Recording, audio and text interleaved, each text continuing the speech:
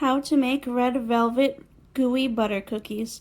Before we get started, I'd like to ask that you consider subscribing, leaving a like, and a comment. Thank you. Let's get into it.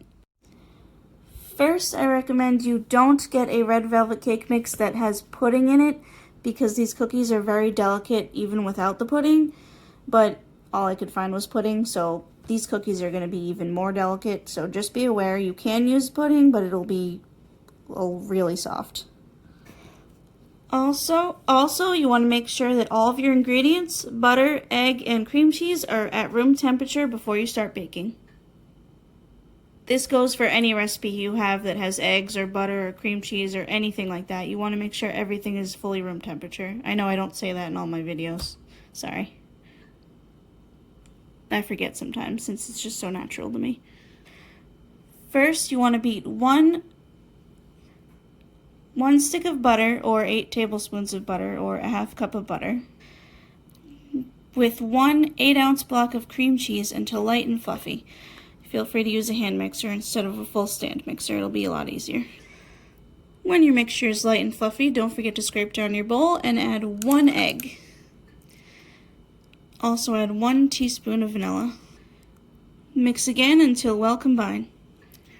Again, don't forget to scrape down your bowl and add your whole box of cake mix.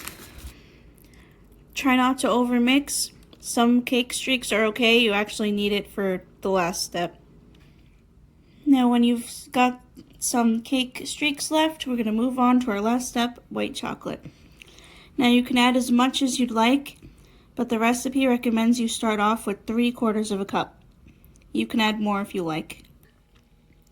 Personally, I'm going to start off with the 3/4 because I don't actually like white chocolate. It's gross.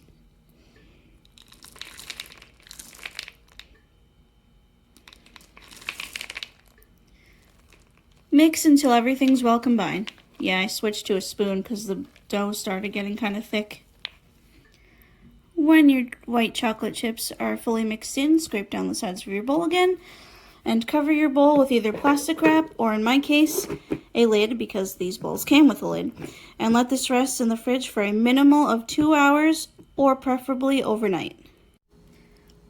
When you're ready to bake off your dough, you're going to grab yourself a cookie sheet and line it with wax paper or tin foil or whatever you got and lightly spray it with either grease it with like oil or with cooking spray or whatever you got.